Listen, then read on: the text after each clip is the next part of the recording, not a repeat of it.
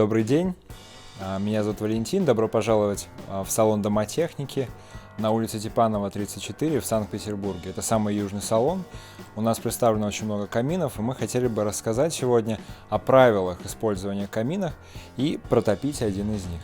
Итак, перед вами камин, он подключен. Как нам понять, что он готов к использованию? Необходимо проверить, что все задвижки на камине у нас открыты. Есть задвижка на дымоходе, есть задвижка на топке. Их в нашем случае целых 3. Сверху на обдув стекла, справа байпас и слева задвижка на поступление воздуха в топку. Также, если вы посмотрите вниз, в облицовке предусмотрена подводка воздуха снизу.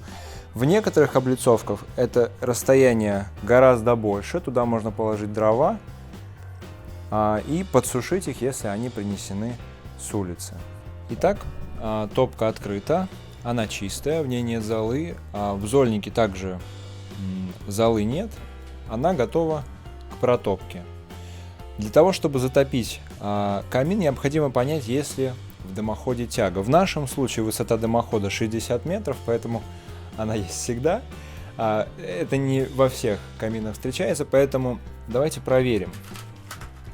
Чтобы проверить тягу, нужно поднести спичку или бересту горящую к дымоходу, к отверстию дымохода и посмотреть, куда поступает дым. Если дым поступает в помещение, лучше открыть дверь или окно, чтобы тяга в дымоходе восстановилась и давление в помещении было оптимальным. Чтобы горение в топке было красивым, необходимо правильно уложить дрова. Есть очень много ошибок по укладке дров в топку. Одна из них самая распространенная. Дрова кладут на бумагу скомканную, которая очень быстро сгорает, и дрова падают на стекло топки. Поэтому для начала необходимо положить крупные поленья на топку, следующие положить в форме колодца, а бумагу положить внутрь.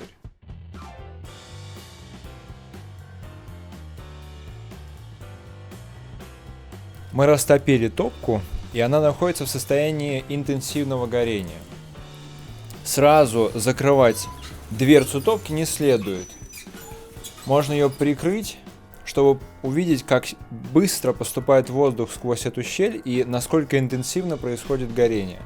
Когда дрова возьмутся и горение будет уверенным, можно закрывать топку окончательно и приступать к режиму длительного горения. Итак, топка находится в режиме длительного горения. Мы вернем ее в режим интенсивного, чтобы насладиться красотой огня.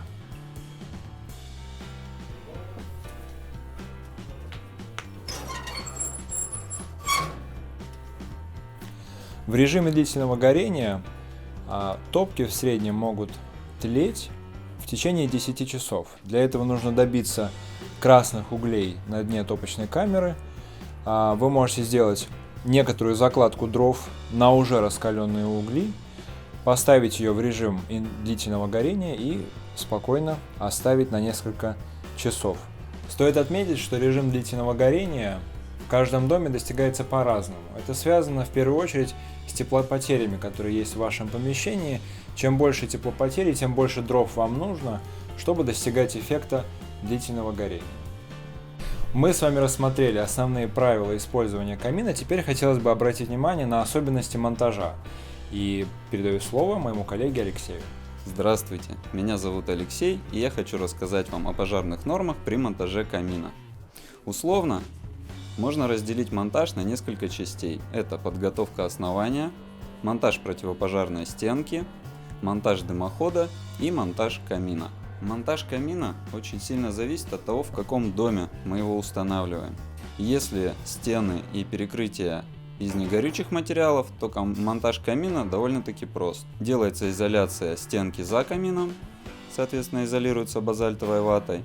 При проходе перекрытий пробивается отверстие на 5 см на сторону, больше, чем диаметр наружной трубы дымоходной. Основание для камина должно быть жесткое, ровное и не горючее. Если в роли основания выступает плита либо бетонная стяжка, то его нужно обязательно обеспылить, обработать грунтами либо какими-то составами. Чаще всего ошибки допускаются именно при монтаже каминов в деревянных домах. Сейчас мы подойдем к стенду и рассмотрим более подробно. Теперь касаемо противопожарных стенок. Это очень важно. Чтобы защитить деревянную стену дома от возгорания, необходимо построить противопожарную стенку. Они могут быть нескольких типов. Выполненные на металлическом профиле с базальтовой ватой, зашитые гипроком, тогда толщина стенки 150 мм, либо выполненные из современного материала Scama-Tec.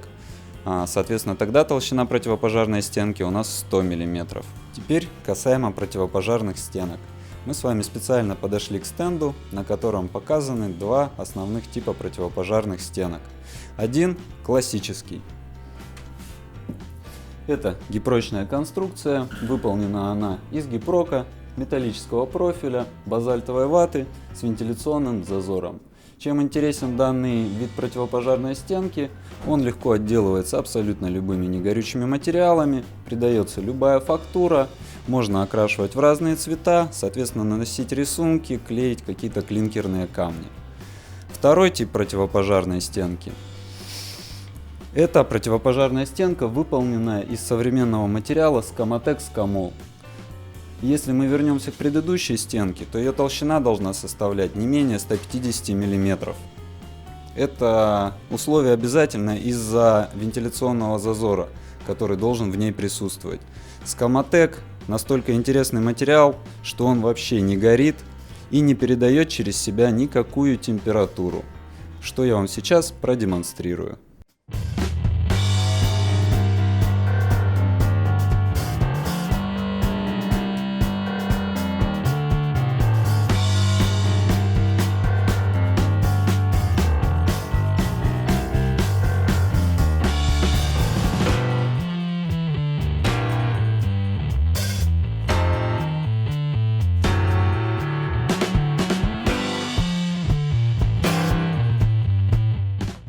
Как вы могли увидеть, данный тестер потемнел. Это нагар от спички.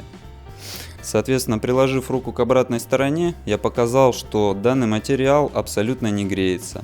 Если мы его протрем тряпочкой, в данном случае пальцем, мы увидим, что материал под слоем нагара никак не изменился. Теперь поговорим о монтаже дымохода. Нужно учитывать, что любой дымоход греется, поэтому золотым правилом является расстояние от внутреннего контура дымохода до любых горючих поверхностей. Оно должно быть не меньше 250 мм.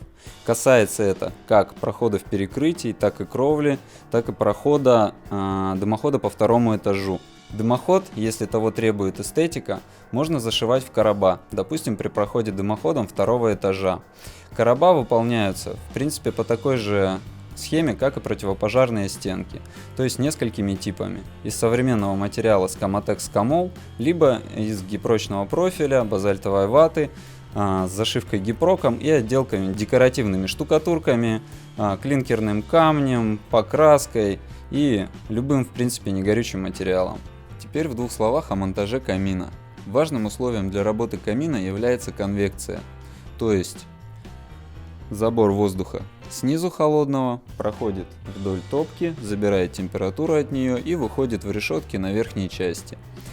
Решетки располагаются либо на лицевой, либо на боковых гранях. Если решетка располагается на лицевой грани, то ее размер должен быть 50 на 20, одна штука. На боковых гранях две решетки 35 на 20. Пример такой решетки можно увидеть на нашем действующем камине.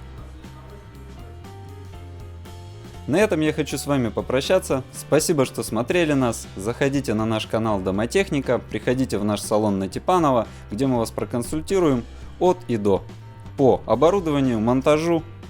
Спасибо.